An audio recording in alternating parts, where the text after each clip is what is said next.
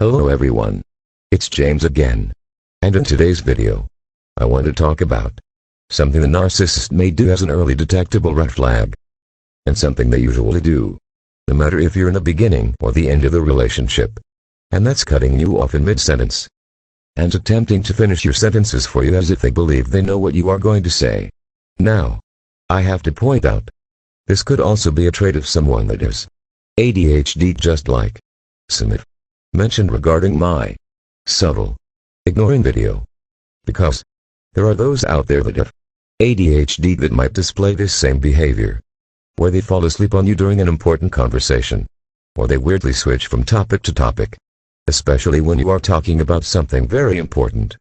The difference is someone with ADHD may over time realize what they are accidentally doing, because their friends and family will let them know. And they will realize that people don't like spending time with them for this problem. So, they end up seeking help. The narcissist or the psychopath don't have such a mindset, though it's an ADHD problem that is woven into this person's narcissistic personality disorder, or psychopathy, and they are doing such because it's now a part of their toxic behavior. You see, it's common for a narcissist or other cluster B type personality to have more than one diagnosis, such as having a hoarding problem, an OCD cleaning problem, or an ADHD subtle ignoring problem, or even cutting you off and trying to finish your sentences for you.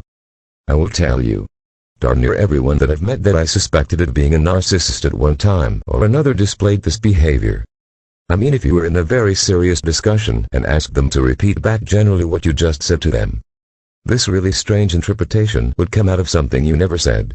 Because in the narcissist mind, they don't have to listen to you, ADHD aside, because they feel they are smart enough to know what you are going to say and do at a given moment. So when you start your sentence, they make up their mind on what you are going to say, and thus they stop listening, and in some cases will attempt to finish your sentence for you. Now, just because they don't attempt to finish your sentence for you doesn't mean they haven't done so in their mind. This is the reason why when you ask them to repeat back to you what you just said, they either can't, or they come back with something that you didn't say. Not even in the slightest. Now again, someone that isn't a narcissist or cluster B type, that has this problem, will be bothered by it. They will seek help for this problem. They will apologize to their friends and family, and understand the importance of fixing such a problem, because they realize this is the reason why some people avoid hanging out with them. A narcissist, however, won't think in such a way, as they don't feel guilty for this behavior, though they may keep this information to themselves in the beginning. Plus, you will constantly give them the benefit of the doubt, no matter if it's happening on day 1 or on month 6. The narcissist will often rely on the good nature of people to give them the benefit of the doubt. And though giving the benefit of the doubt in some cases is good, when dealing with a potential narcissist it can be deadly or even extremely damaging to your life. So is it for me. When in doubt, I just leave. You see, even though the narcissist tries to hide this flaw, when their mask slips, this is often one of the first behaviors you will notice. And it's up to you to pick up on these little things, in order to make a good life choice. And that usually is exiting sooner rather than later in the relationship, before real damage is done to you and your life. Seeing such a thing might even make you laugh a bit at them finishing your sentences. And a particular instance might turn out to be somewhat humorous. You and this person might get a good laugh, no matter if they really get the punchline or not. But you are the one really missing the point here. This person doesn't care enough, nor do they have the ability to listen to your feelings and consider them. They are quite simply detached, and see you as not important enough to hear you through. Now, are there those? They might listen all the way through.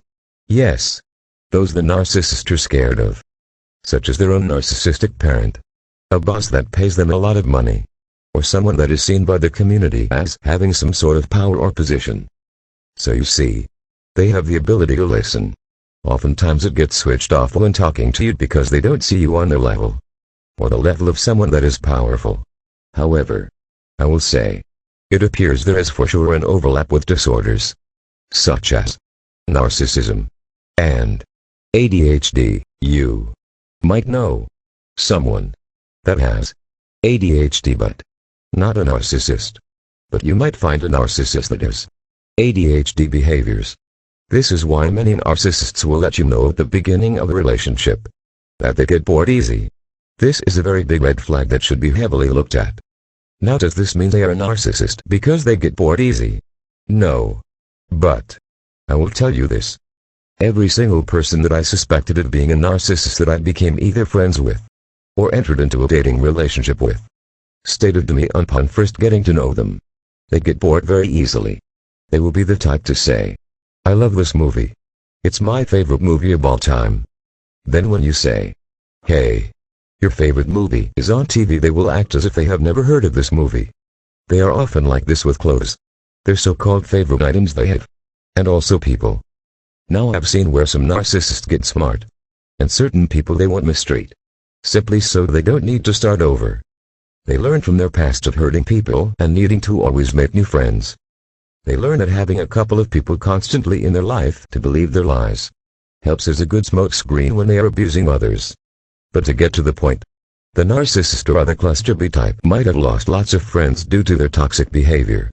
And part of that could have been them cutting people off and trying to finish their sentences. The main point to take from this is to look at these things and realize it's not just your imagination. And when these things are done to you, the bad feeling you are getting is right. Every person that I've met that has been abused by a narcissist always tells me, "James, when I met so and so, they did this or that in the very beginning. And though I knew it was wrong, I brushed it off as no big deal. I wish I would have listened to my gut." So even if you're wrong, and the person is ADHD and they are a narcissist, it's not a bad thing to remove yourself and move forward with your life. And don't beat yourself up for doing so. Because if you choose to stay, and the person is a narcissist, you might have made the biggest mistake of your life by sticking around. Like I always say, knowledge is power. The more we know, the more we can live happy and healthy lives. Until next time. Bye for now. And be good to yourself.